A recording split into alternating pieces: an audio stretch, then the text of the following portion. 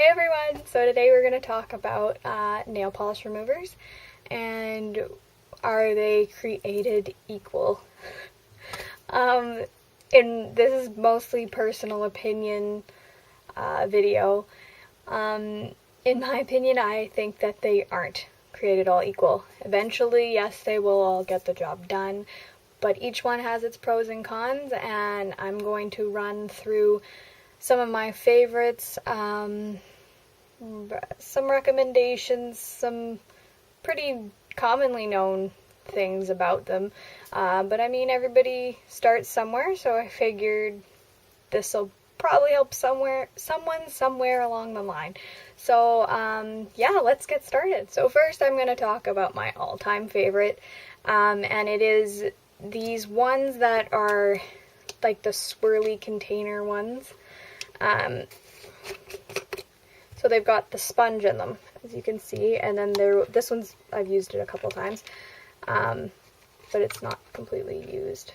This one has 3 different sections, like cuts in the foam, sponge, and it's got a bit of a harder sponge than some of the other ones.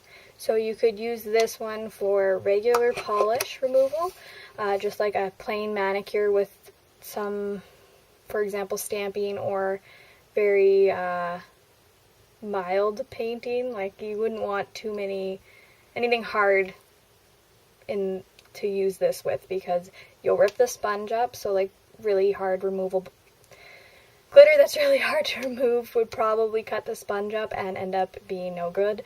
I have done that. Learned the hard way. So yeah. But this one is by Equate, and it just says regular nail polish remover dip. For natural nails, dip in sponge dispenser.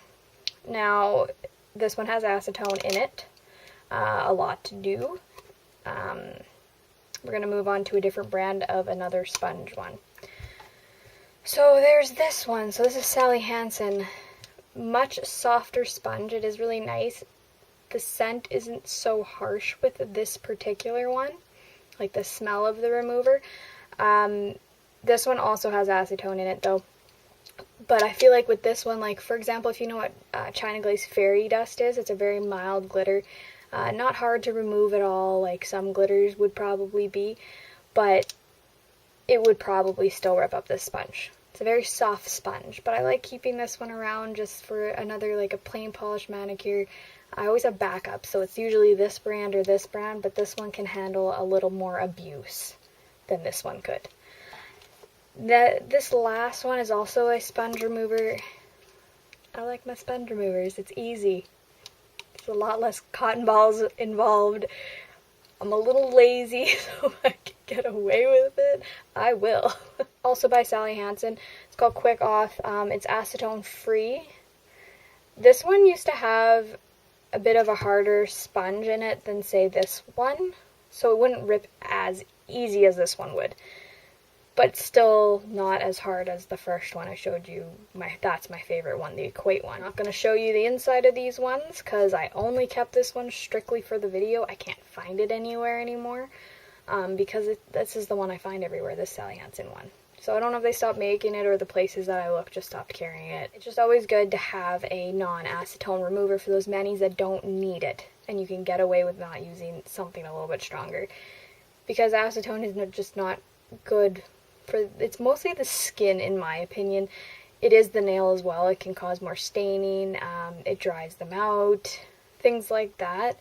I don't notice too much other than the skin, like the cuticle, the dryness, that sort of thing, but I have a more sensitive type of skin, so that's why that affects me a little more. So if you can get away with it, non-acetone's the way to go. Like I said, I can't find these anywhere, so I always have these acetone ones. Not 100% acetone, but most polishes will have acetone unless it says non-acetone.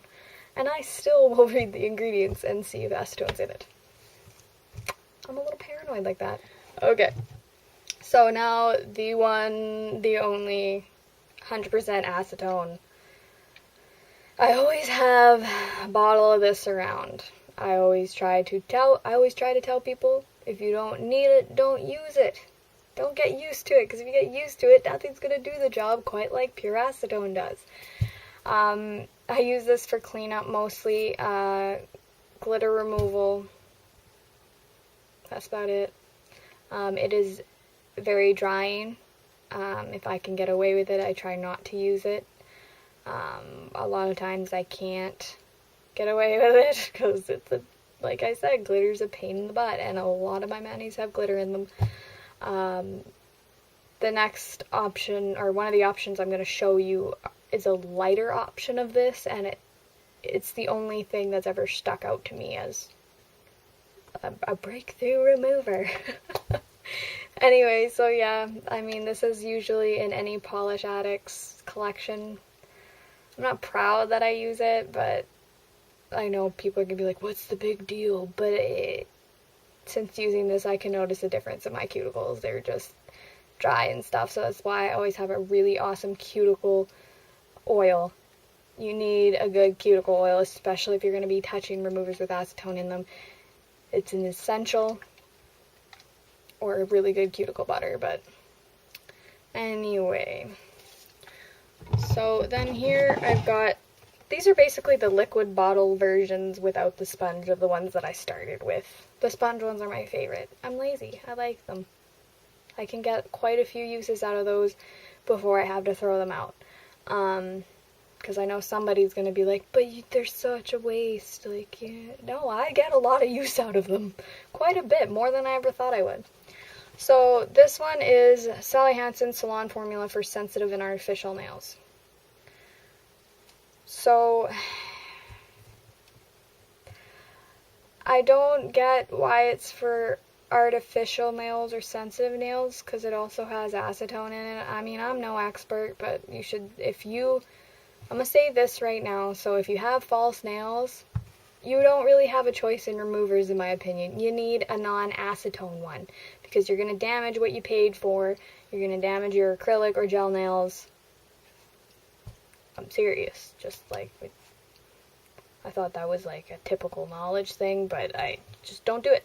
Just don't do it. For those of you who don't know, don't do it. I would stay on the safe side, go non-acetone, even if it says that, because I really don't trust that. Now, I'm going to straight up say I have no idea for sure, because I'm no professional. This is my hobby. But I was always under the impression that acetone would damage your acrylics or your gels. So, if anybody knows, shoot that in the comments, because I'm a little bit puzzled by that. But anyway, so this is just a basic formula of one. Just a regular remover that you would find. I don't feel like anything that's just a liquid remover, like the ones you get at the drug. Throw all those different things on them, like sensitive nails, etc., etc. I don't find a difference in these removers. They're all the same to me. They really are, unless they have no acetone like this one, and then it's even harder to use, but definitely healthier. I just mean like in the productiveness of these with just regular remover with acetone in it. I don't see a difference. They all do the same thing, in my opinion, is going to be this type of remover. I've never stuck to one brand. I've never even cared if I'm just looking for a remover. It's pretty much the first thing I see that I go grab if I'm just looking for a regular one. If I'm looking for non-acetone, I don't stick to a brand as long as I can find something that says non-acetone and I read the ingredients, and if it doesn't have acetone in it, then I'm good to go. So I like to have one of each, at least. I'm hoping I'm making sense, because I feel like a crazy lady right now. Anyway, okay, so this one is definitely my favorite remover. Zoya Remove Plus. So it's a polish remover, nail cleaner, nail prep, extended polish wear guaranteed. I don't know about the extended polish wear. I don't wear my manis very long. I'm lucky if I make it a week. So I can't really vouch for that. However, I've removed more difficult manis with this and made it a little bit easier. This is the only time I've ever used a remover and actually loved it and been like, this actually made my life slightly easier. It's no magical cure, but it's definitely top remover in my books. Like, it's a softer smell, it's not as harsh, it's a little more floral almost. It's not drying on the cuticles like acetone is. It's a lot better. So therefore, it's probably not as drying on the nails either. So if I was going to recommend one, it'd be this. I have to order it, so as you can see, I've been trying not to use this up because I don't have easy access to it, and it's not that cheap for a remover, in my opinion. I might have been looking at the big bottle, because there is a bigger bottle, so don't quote me on that. I'll put in the link where I ordered it from, and I think you can get it off Zoya's website too. So yeah, this guy right here. Anyway, so I'm going to show you some removal using just these 4. As you can see, I removed the studs that were in this mani. If you follow me on Instagram, you would have seen it. But as you can see, I have 4 nails that all have the same base and top coat. All have the studs in the same place and are just plain polish. So those are the ones we're going to use in our little tester today. And then I've just got regular cotton balls. If they're thick, I usually split them in half because I don't. Okay, so first up I'm going to use the Zoya Remove Plus. Okay, so the typical way you're supposed to remove, you're supposed to just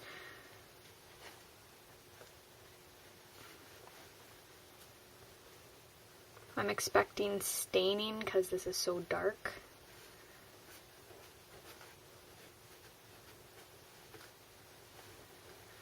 But way less drying than what acetone would actually be. I wasn't going to test the acetone because everybody knows acetone works the best, but I think I'm going to just so I can show you guys the difference between these particular two. So I've got my acetone on a cotton ball, and if you just do this, as you can see how fast that works. But I still have a little bit. But as you can see, as it dries, you can see the white of where it's drying out my skin around the nail. So as you can imagine, that's just going to dry out your nail, right? This has some extra in it. It is moisturizing. It doesn't smell as harsh. It's got like this soft scent to it.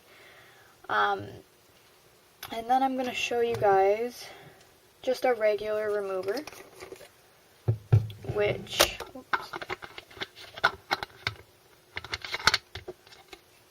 just a regular remover that has acetone in it. So this is a Sally Hansen one. So this one you're going to have to work a little harder, as you can see, because it's not as harsh.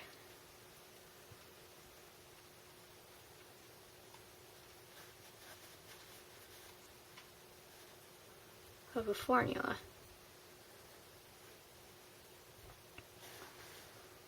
See, I had some peeling on my nail, which is very unusual for my nails.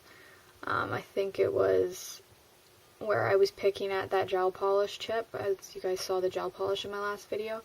So right there is why you should never pick off gel polish or even nail polish. I know I'm kind of being a hypocrite because I just removed those studs, but they were on layers of polish. Anyway, so that's going to be a little stain. Nothing I can do about that. Except maybe a light buff, but you don't want to buff your nail plate, just the tip there. Anyway, so as you can see, it's a little less clean, it's a little bit, took a little bit longer, a little more work. So this one, you're going to see much more work because it's no acetone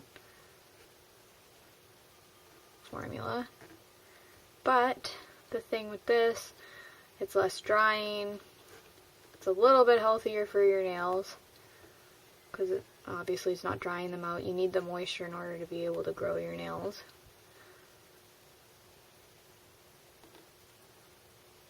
Yeah, so that's just a quick example of some removers and removal time. I just wanted to use it on plain polish because if I did it on these glitter nails, I'd be here all day. I hope this helped you guys. I'm sure I will see you soon.